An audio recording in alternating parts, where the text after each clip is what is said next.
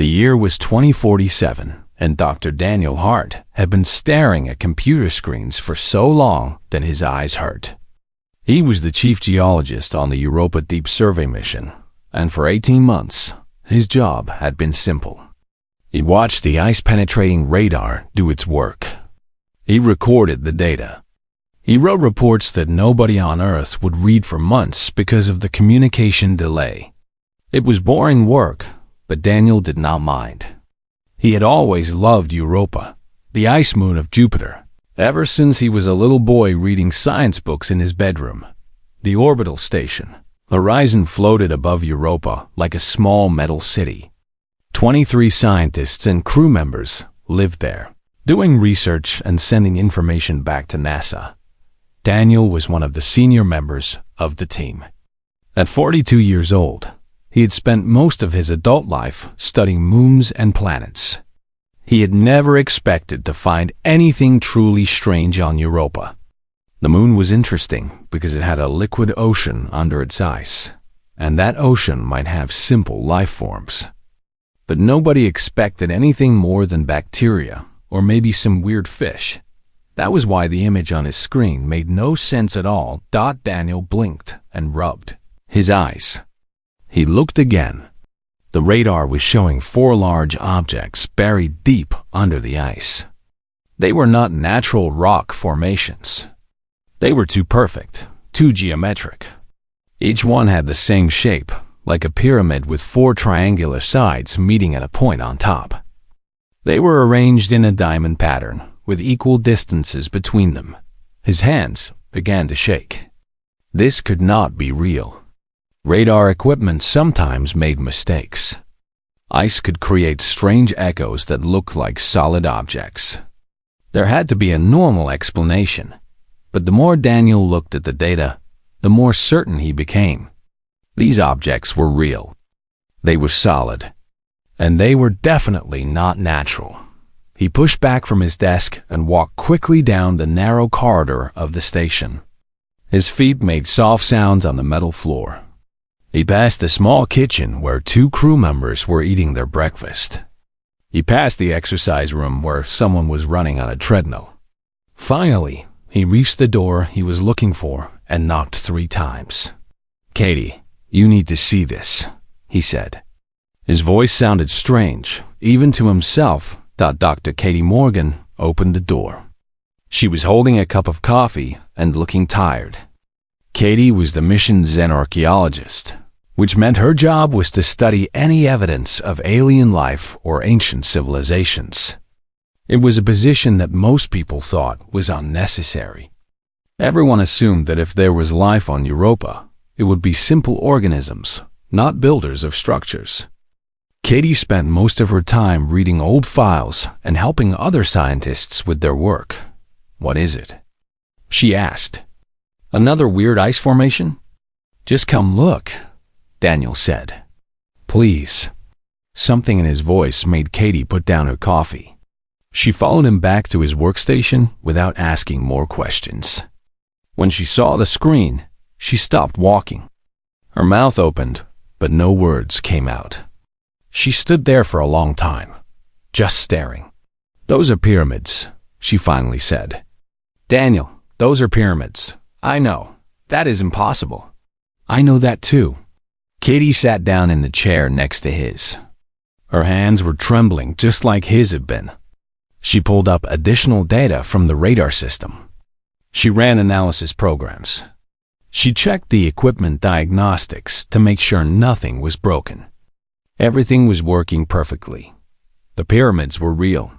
"We need to tell Nathan," Katie said. Mission Commander Nathan Cole was a serious man who had worked for NASA for 20 years. He had seen many strange things in space, but he had also seen many false alarms. When Daniel and Katie brought him the data, his first reaction was to be skeptical. "Radar can play tricks," he said. "Ice creates all kinds of weird signals." "This is not a trick," Katie said. "Look at the symmetry. Look at the spacing. These structures are artificial, Nathan. Someone built them." Nathan studied the data for a long time. He was not a man who made quick decisions. He liked to think carefully before acting. But even he could not deny what he was seeing. The evidence was too clear. "Run enhanced imaging," he ordered. "I want to see these things in as much detail as possible." It took 6 hours for the enhanced imaging to complete. During that time, Daniel and Katie barely moved from their stations. They drank cold coffee and ate nutrition bars without tasting them. Other crew members noticed that something was happening. But Nathan had ordered them to stay away from the geology lab until further notice. When the enhanced images finally appeared on the screen, Katie made a sound like someone had punched her in the stomach. The pyramids were covered in symbols. Carved lines and shapes ran along their surfaces in patterns that looked like writing. The symbols were worn but still visible. They had been carved by intelligent hands. "I need to analyze these," Katie said. Her voice was shaking. "I need to compare them to our databases."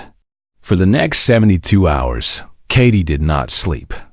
She ran the symbol patterns through every archaeological database that humanity had ever created. She compared them to Egyptian hieroglyphics. She compared them to Sumerian cuneiform. She compared them to Mayan glyphs and Chinese oracle bones and every other ancient writing system that had ever been discovered. On the third day, her computer returned a match. Katie stared at the results. She checked them again. She ran the comparison 3 more times just to be sure. Each time, the answer was the same dot. The symbols on the Europa pyramids were identical to carvings found at Göbekli Tepe in Turkey. They matched symbols from underwater structures near Yonaguni in Japan. They were the same as mysterious markings found in Bosnia and Peru and a dozen other places on Earth. "This is not possible," Katie whispered to herself. But she knew that it was true. She found Daniel in the corridor outside his sleeping quarters. His eyes were red from lack of sleep. "I found something," she said. "The symbols on those pyramids, they are not just similar to symbols on Earth. They are exactly the same. Every line, every curve, every angle, down to the millimeter." Daniel felt like the floor was moving under his feet. If this was true, it meant that the same builders who made structures on Europa had also been on Earth.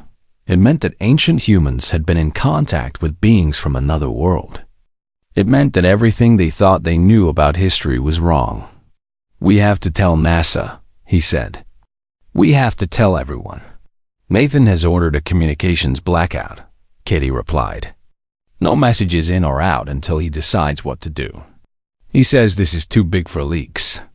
Nathan Cole stood in the command center, looking at the images of the pyramids.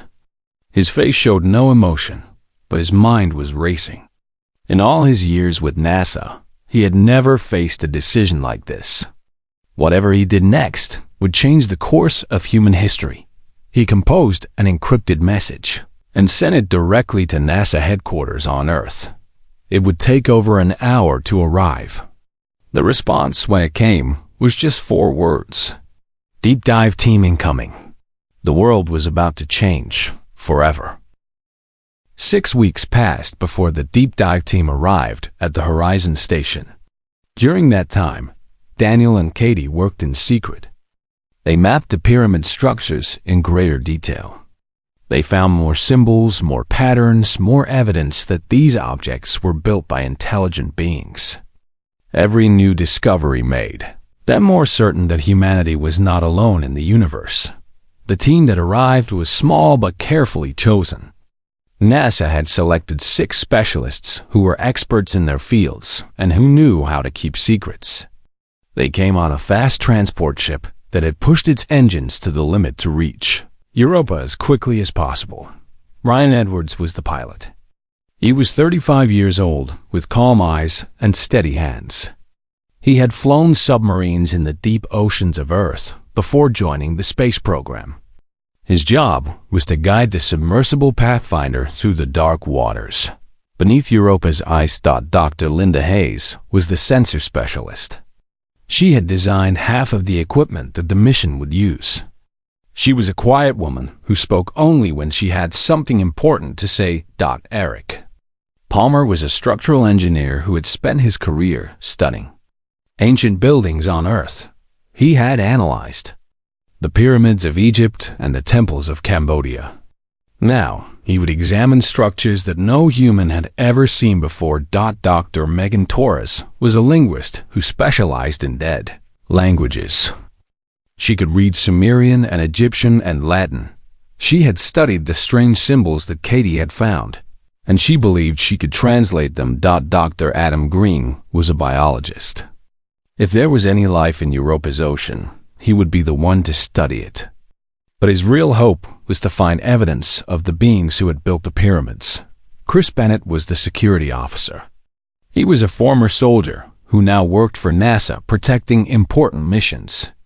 He carried a weapon and knew how to use it, though everyone hoped he would never have to. The team spent 3 days preparing for the descent. They loaded equipment onto the Pathfinder. They studied the data that Daniel and Katie had collected.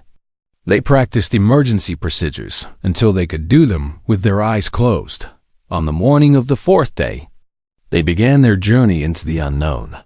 The Pathfinder was shaped like a long cylinder with rounded ends. It had powerful lights on its front and sensors covering every surface. Inside, there was just enough room for 6 people to sit comfortably. Ryan sat at the pilot controls while Linda monitored the sensor screens. The others strapped themselves into their seats and watched through the thick windows. The descent began slowly. The Pathfinder entered the ice through a thermal vent shaft that the scientists had discovered weeks earlier. Hot water from volcanic activity below had melted a passage through the frozen surface. The shaft was narrow, but just wide enough for the submersible to pass through. For the first hour, they saw nothing but ice. The walls of the shaft glowed blue and white in their lights. Chunks of frozen water floated past them like slow-moving ghosts. The temperature outside dropped lower and lower as they went deeper. "We are at 2 kilometers," Linda reported. Her voice was calm and professional. "All systems normal. Ice density is decreasing." Ryan adjusted the controls. The Pathfinder moved forward steadily, pushing through the cold water that filled the lower part of the shaft. Everyone watched the depth meter as the numbers climbed higher and higher. At 3 kilometers, the ice ended. The submersible emerged from the bottom of the shaft like a fish swimming out of a cave. Below them stretched an ocean that no human had ever seen. It was vast and dark, lit only by the glow of volcanic vents on the seafloor far beneath them.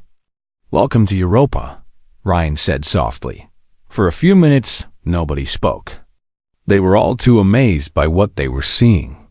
The water was not the cold, dead place they had expected. It was full of life. Strange creatures floated past their windows, glowing with their own light. Some looked like jellyfish with long, trailing tentacles. Others were shaped like ribbons that twisted through the water in graceful patterns. "These organisms are incredible," Adam said. He was pressing his face against the window like a child at an aquarium. "The bioluminescence alone is worth the entire mission. We could spend years just studying this ecosystem." But they were not here to study fish. They were here to find the pyramids. Ryan tilted the Pathfinder downward and began the long descent to the ocean floor. The water grew darker as they went deeper. The volcanic glow became brighter. Strange chemical smells leaked into the cabin despite the air filters. Everyone felt the pressure increase as the ocean pressed against the hull of their craft. After 4 hours of careful navigation, they reached the bottom. The pyramids rose from the seafloor like mountains built by gods. The largest one stood nearly 200 meters tall. Its surface was smooth and covered with carved symbols that seemed to glow with a faint inner light. The other 3 pyramids were smaller, but equally impressive. They were arranged in a perfect diamond pattern, just as the radar had shown. "My God," Eric whispered. He was an engineer who had studied buildings his entire life, and he had never seen anything like this. Look at the construction. Those joints are perfect. There is no way natural forces could create something like that. Megan was already taking photographs of the symbols. Her hands were shaking with excitement. These matched the patterns from Earth exactly. Same shapes, same spacing, same everything. Whoever built the structures on Earth also built these. The Pathfinder moved slowly around the base of the largest pyramid. The floodlights revealed more details with every meter they traveled. There were doorways carved into the stone. There were windows that looked out at the dark water. There were stairs that led upward toward the pyramid's peak dot, and then Ryan saw the entrance dot. It was a massive doorway at the base of the central pyramid. The opening was at least 20 meters wide and 10 meters tall. Something about it looked welcoming, as if it had been designed for visitors to enter. "I am going closer," Ryan announced. "Be careful," Chris said. His hand was resting on his weapon, though he knew that a gun would be useless if something went wrong. The Pathfinder approached the doorway slowly. The lights illuminated the inside of the pyramid, revealing a long corridor that stretched into darkness. The walls of the corridor were covered with more symbols and what looked like pictures. "Those are murals," Megan said. She sounded like she might cry. "They're telling a story.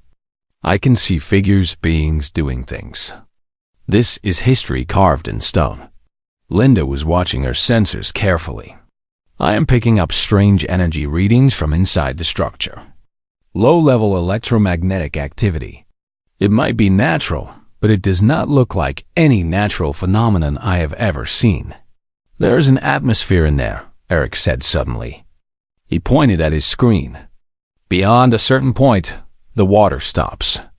There is air inside the pyramid. Breathable air." Everyone looked at each other. This changed everything. If there was air inside, they might be able to leave the submersible and explore on foot. They might be able to touch the walls with their own hands and read the symbols with their own eyes. Ryan made a decision. He guided the Pathfinder through the entrance and into the pyramid itself. The corridor was longer than it had looked from outside. They traveled for nearly 5 minutes before reaching a point where the water ended. Some kind of invisible barrier held the ocean back, creating a dry space inside the structure. It was technology that human scientists could not explain. "I am going to surface inside," Ryan said. The Pathfinder rose through the barrier and emerged into air. The cabin's external microphones picked up the sound of water dripping from their hull. The temperature readings showed that the air was warm, almost comfortable. They had made it. They were inside an alien structure, millions of kilometers from Earth, and they were still alive. What now? Adam asked. Chris unbuckled his seatbelt and stood up. His eyes were hard and focused. "Now we go outside and see what else is in here. We came here for answers. Let us find them." None of them noticed the faint pulse of light that traveled through the walls as they prepared to leave the submersible. Deep within the pyramid, ancient systems that had slept for thousands of years began to wake up. Something was watching them, and it had been waiting a very long time. The air inside the pyramid smelled old but clean. It was like walking into a museum that had been sealed for centuries. Chris was the first one to step out of the Pathfinder. He held his weapon ready and scanned the corridor with his flashlight. When he saw nothing dangerous, he signaled for the others to follow. One by one, the team climbed out of the submersible. Their feet touched the smooth stone floor of the pyramid. It was the first time any human had walked on ground built by alien hands. "Everyone stay close," Chris said. "No one goes anywhere alone." The corridor stretched ahead of them, disappearing into darkness. The walls on both sides were covered with murals that seemed to glow with a soft inner light. The paintings showed scenes that made no sense at first, but as the team moved forward, a story began to emerge. Megan stopped in front of the first large mural. It showed a planet that looked like Earth, covered with green forests and blue oceans. Above the planet, strange ships floated in space. They were long and elegant, shaped like teardrops with lights along their sides. "These are visitors," Megan said. Her voice was barely above a whisper. "They came from somewhere else. Look at the stars in the background. That is not our solar system." The next mural showed the visitors landing on Earth. They were tall beings with long limbs and heads that were slightly larger than human heads. Their faces looked kind and wise. They wore simple clothing that seemed to flow like water. Around them stood primitive humans wearing animal skins and carrying stone tools. "My God," Adam said. "They met our ancestors." This was thousands of years ago, maybe more. Eric pointed at the structures in the background of the mural. "Look, pyramids. They were teaching humans how to build pyramids." The murals continued along the corridor. They showed the tall beings working alongside humans, teaching them to farm and build and study the stars. In one scene, the beings helped humans construct a massive pyramid that looked exactly like the ones at Giza in Egypt. In another, they pointed at the sky while humans drew maps of the constellations. "They were teachers," Megan said. "They did not conquer or enslave. They educated. They lifted humanity up." The team walked deeper into the pyramid, following the story on the walls. They saw images of the tall beings saying goodbye to their human students. They saw the ships lifting off from Earth and flying toward the stars. They saw humans watching the sky and waiting for their teachers to return. After nearly an hour of walking, they reached a massive chamber at the heart of the pyramid.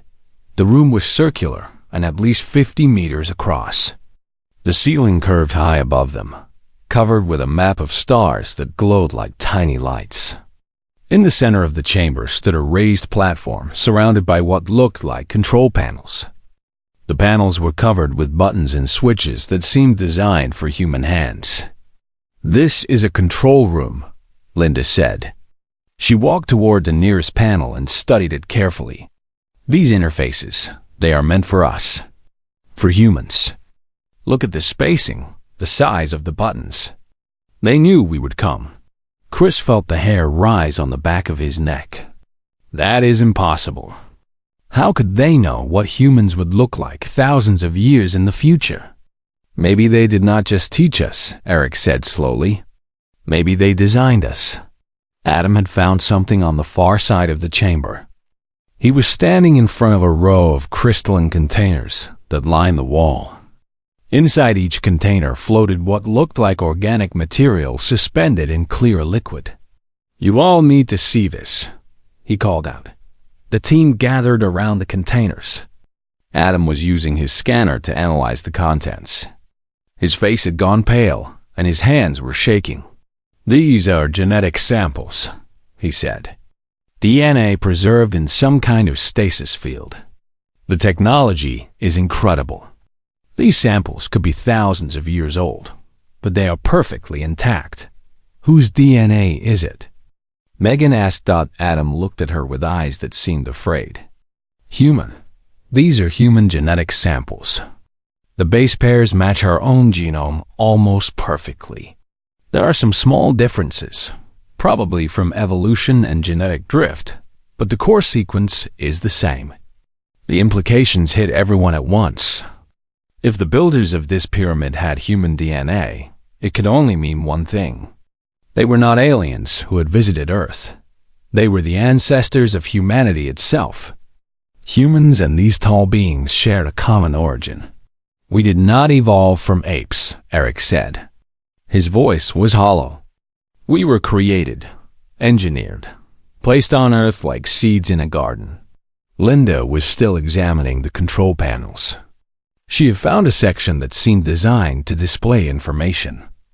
When she pressed a sequence of buttons that felt natural to her fingers, a holographic screen flickered to life above the platform. The screen showed a map of the solar system. Dozens of points of light blinked across the display.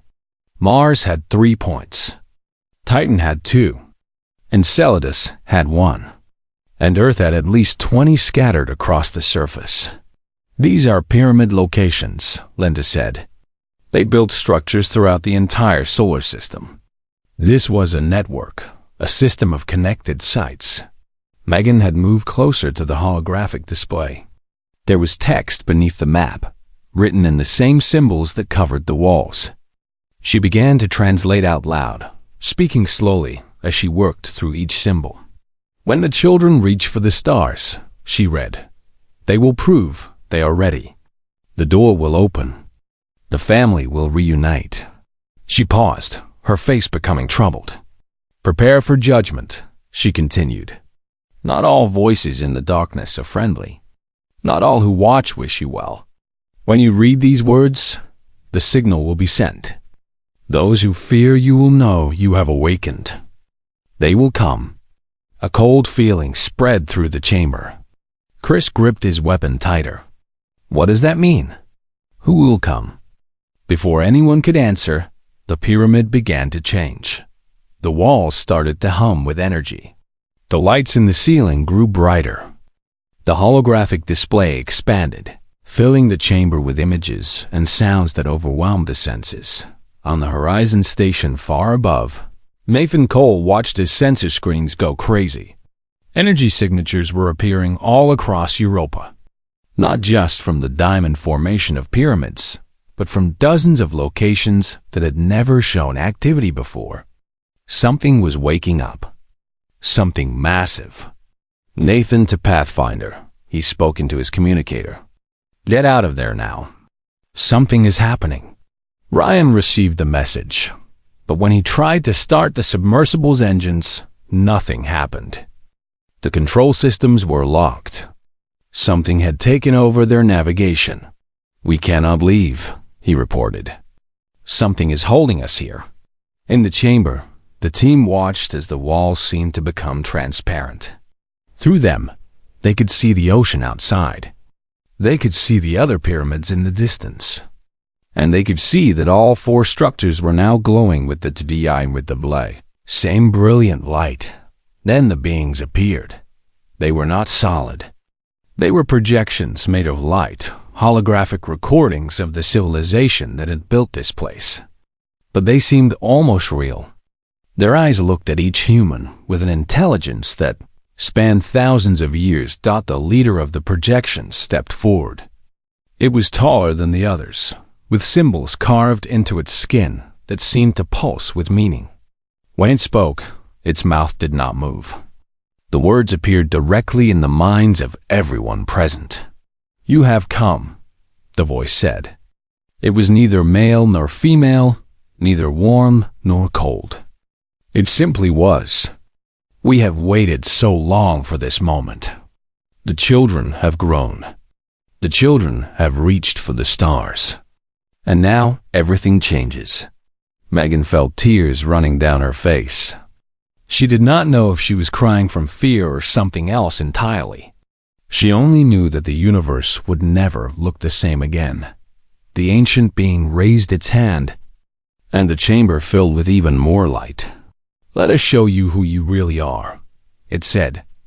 And humanity's true education began. The light surrounded the team like a warm blanket. It filled their eyes and ears and minds with information that came too fast to process. Images flashed before them, showing the history of a civilization that had existed long before Earth was born. The ancient being spoke, and its voice was like music played on instruments that had never existed. We are the makers, it said. That is not our true name, but it is a name you can understand. We existed when your sun was young. We traveled between stars when your world was nothing but dust and rock. We saw the birth of galaxies and the death of suns. The holographic display showed the makers at the height of their civilization. Their cities stretched across planets and moons. Their ships moved faster than light, jumping between star systems in the blink of an eye. They were not gods, but they were close to what humans imagined gods to be. We grew old as a species, the being continued. After millions of years, we faced a problem that all ancient races face. We were dying, not from disease or war, but from emptiness.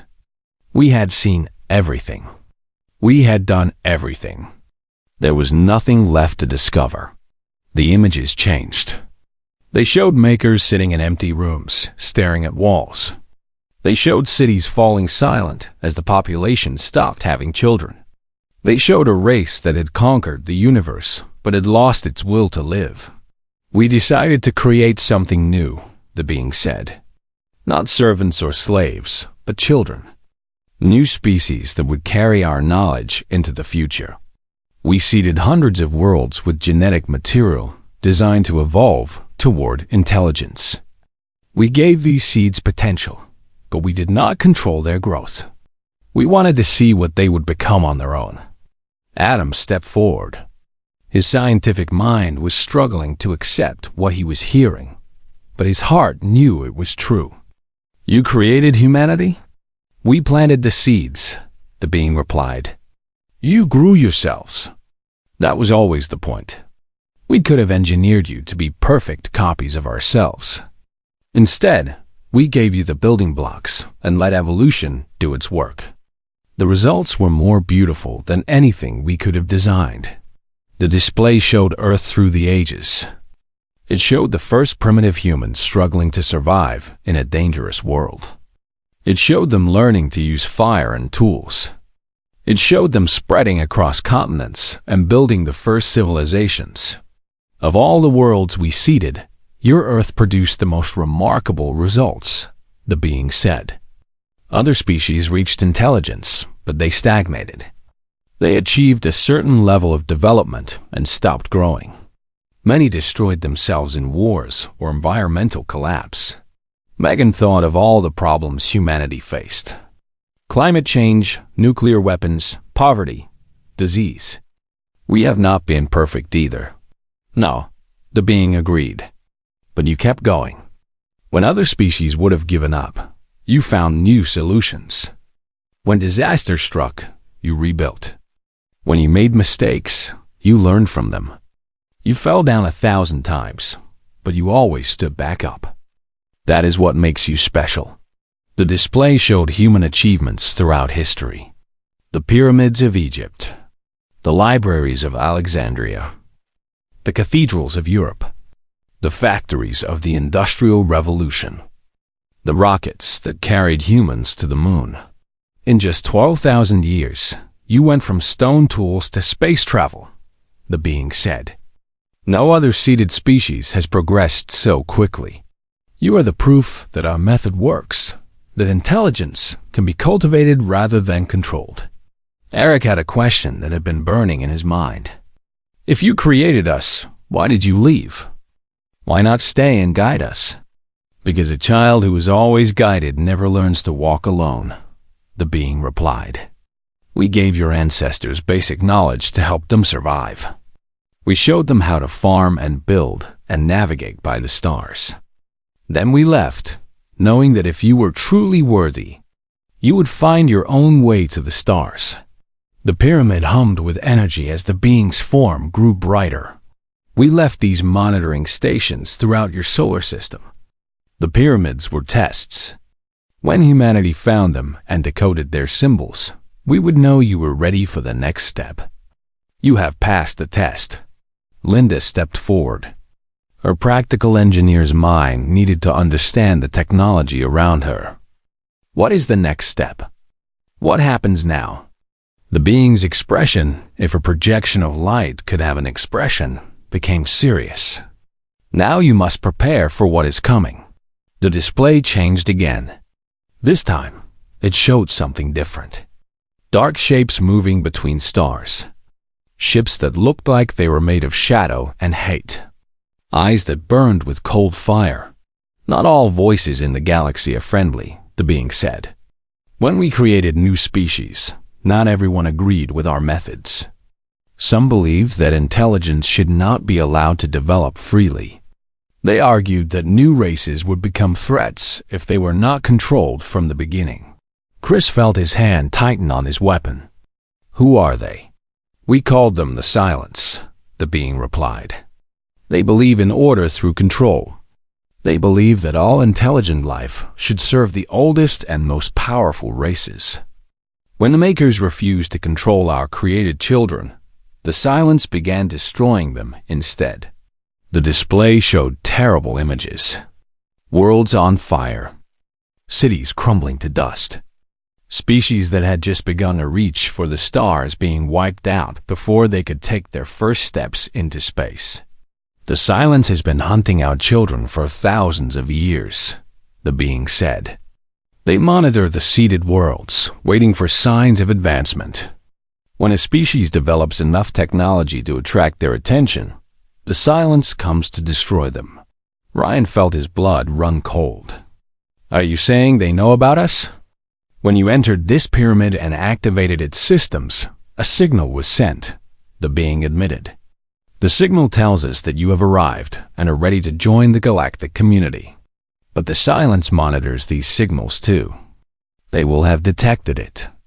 They will be coming. Panic began to spread through the team. Chris looked toward the Pathfinder, still locked in place by the pyramid systems. Then let us go. We need to warn Earth. We need to prepare. That is exactly what you must do, the being said. But first, you must take what we have left for you. The center of the platform opened, revealing a compartment that rose from below. Inside the compartment was a crystalline object that pulsed with inner light. It was shaped like a star with 8 points, and it fit perfectly in human hands. This is a knowledge core, the being explained. It contains everything we can give you. Technology that your scientists will need decades to understand fully. Information about the galaxy, about the other species that exist beyond your solar system. And most importantly, instructions for activating the defense network. Defense network? Eric asked. The pyramids throughout your solar system are not just monuments. They are weapons. Defenses designed to protect seeded worlds from the silence. When humanity left Earth and began exploring other planets, we knew you would eventually find them. Now you have the key to turn them on. Megan carefully lifted the knowledge core from its compartment. It was warm in her hands, like it was alive. She could feel information trying to push its way into her mind. How long do we have? She asked. Before the silence arrives? We do not know, the being said. Its form was beginning to fade, the projection losing power after thousands of years of waiting. Time moves differently for beings who live among the stars. It could be years. It could be months. It could be days. The light in the chamber began to dim. The holographic projections flickered and grew weak. Our power is nearly exhausted, the being said. We have waited so long for you. Now our purpose is complete. The rest is up to you. Chris was the first to move. We need to leave, now. As if responding to his words, the lock on the Pathfinder systems released. Ryan ran to the submersible and started the engines. They roared to life, filling the chamber with sound. Wait, Megan called out. The being's projection was almost gone now, just a faint outline of light. Thank you. For everything. For creating us. For believing in us. The being's voice was barely a whisper in their minds. We did not create you. We only gave you the opportunity to create yourselves. Everything you are, everything you have achieved, you did on your own. Remember that. You have always been worthy. The projection vanished completely. The chamber fell dark, except for the glow of the knowledge core in Megan's hands. Everyone on the Pathfinder, Chris ordered. We are leaving. The team rushed to the submersible. As they climbed aboard, the pyramid began to shake. The ancient structure had used the last of its energy to deliver its message. Now, it was going silent forever. Ryan piloted the Pathfinder out of the pyramid and into the dark ocean. Above them, the ice ceiling waited. Beyond that, the stars. And somewhere out there, in the endless void between galaxies, the silence was already turning its attention toward a small blue planet called Earth. The race had begun. The journey back to the surface took less time than the descent. Ryan pushed the Pathfinder to its limits, navigating through the thermal vent shaft at speeds that would have been dangerous under normal circumstances. But nothing about this situation was normal. When they finally reached the Horizon station, Nathan Cole was waiting for them at the docking bay.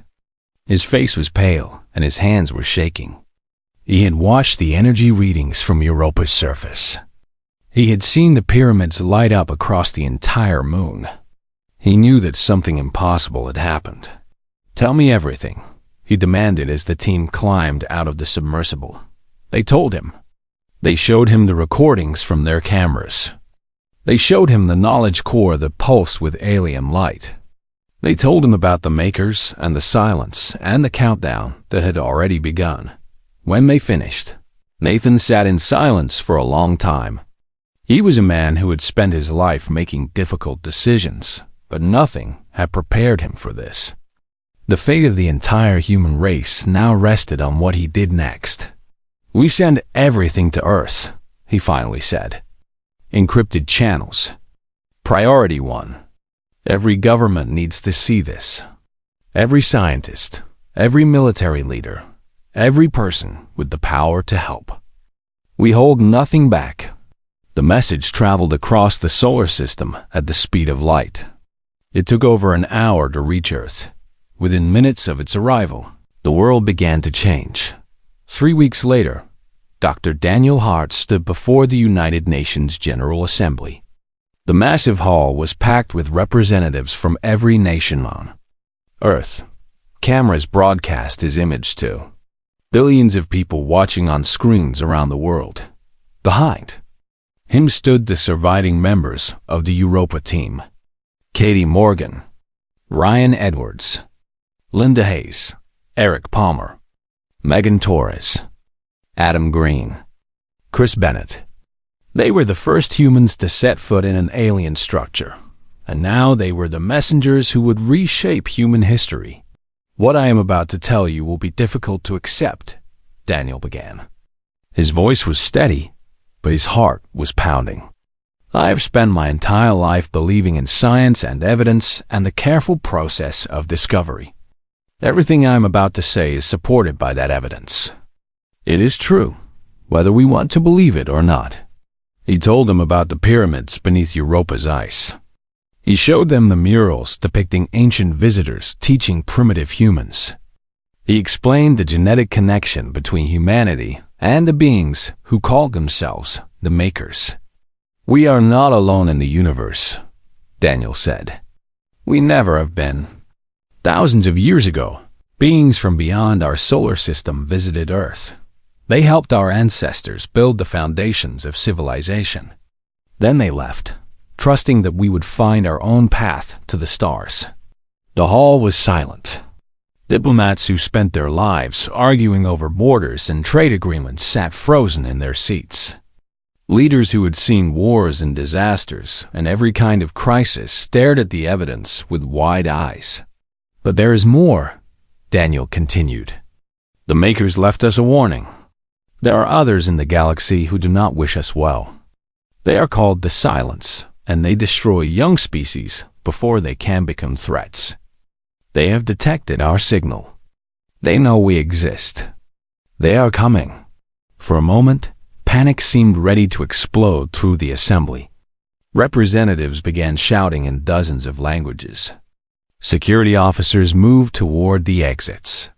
The entire carefully organized meeting threatened to collapse into chaos. Then Nathan Cole stepped forward.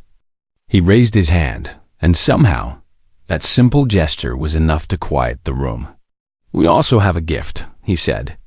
"The Makers did not abandon us. They left weapons throughout our solar system. The pyramids on Europa, on Mars, on Titan, and on Earth itself are all part of a defense network designed to protect seeded worlds. We have the key to activate that network." He held up the knowledge core. Its light filled the assembly hall, casting strange shadows on the walls. "This contains technology beyond anything humanity has ever imagined. faster than light travel. Energy systems that could power our entire civilization forever. Weapons that could defend against any threat. The makers believed we would be ready to use these gifts responsibly. I believe they were right. The debates that followed lasted for weeks. Nations that had been enemies for generations sat together and tried to find common ground. Scientists from every country shared research that had once been classified. Military leaders developed plans for defense rather than attack. For the first time in human history, the people of Earth began to see themselves as one species with one future. 80 months later, the first human starship launched from orbital construction docks above Earth. It was called the Pioneer, and it represented everything humanity could achieve when it worked together. Engineers from 100 countries had designed its systems. Workers from every continent had built its components. Volunteers from 43 nations crewed its stations. Ryan Edwards was the captain. He had proven himself on Europa, and now he would lead humanity's first true voyage into deep space. His mission was simple but vital. Travel to the outer edge of the solar system and activate the first of the pyramid defense stations. Then prepare for whatever was coming.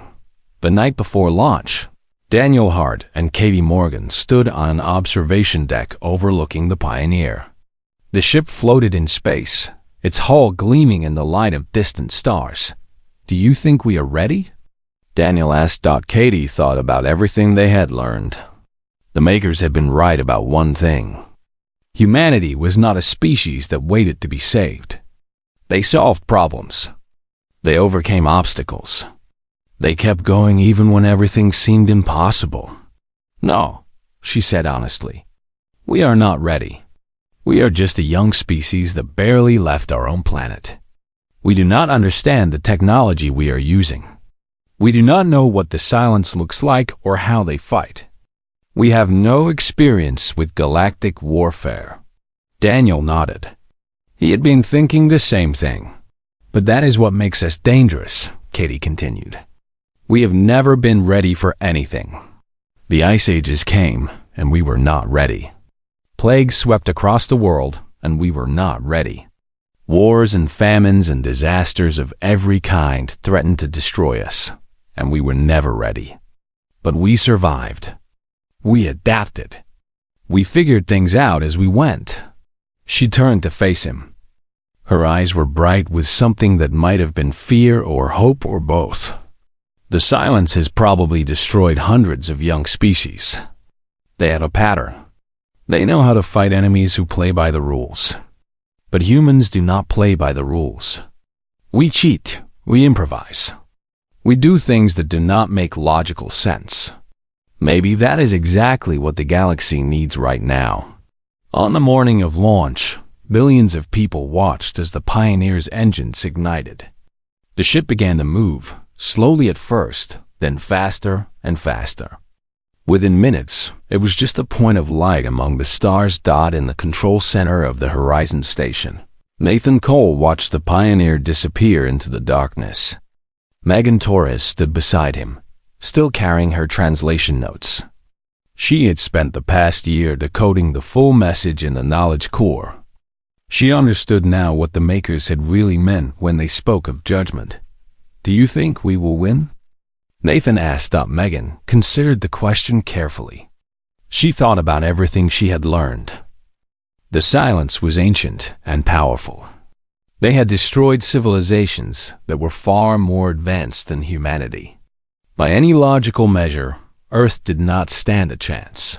But logic was not everything. "I think we will surprise them," she said. The makers seeded hundreds of worlds, and most of those seeds failed. Only humanity grew strong enough to find the pyramids and understand the message. That means something. It means we have something that other species lacked. What? Megan smiled. It was a small smile, tired but genuine. Stubbornness, hope, the absolute refusal to accept that anything is impossible. The silence expects their victims to surrender or flee. They have never faced a species that just refuses to give up. The Pioneer reached the edge of the solar system 12 days later. Ryan Edwards guided the ship toward the first pyramid station, a massive structure floating in the cold darkness beyond Neptune. As they approached, the pyramid's ancient systems recognized the knowledge core signal and began to activate. Lights that had been dark for thousands of years flickered to life. Weapons that had slept since before humanity existed powered up for the first time. A network that spanned the solar system began to awaken. Ryan opened a channel to Earth.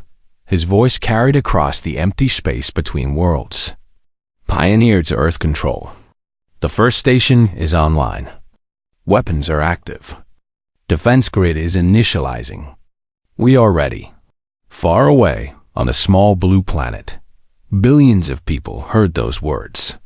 Scientists cheered. Children asked their parents what it meant. Leaders of nations felt hope for the first time since learning of the threat. And somewhere in the vast darkness between galaxies, the silence continued its approach. Ancient ships carrying ancient hatred moved through the void, drawn by the signal from Europa. They had destroyed so many young species. They expected humanity to be just another easy conquest. They had no idea what was coming down in the Pioneer's command center. Ryan Edwards looked at the stars ahead of him. He thought about his family on Earth. He thought about the billions of people counting on him and his crew.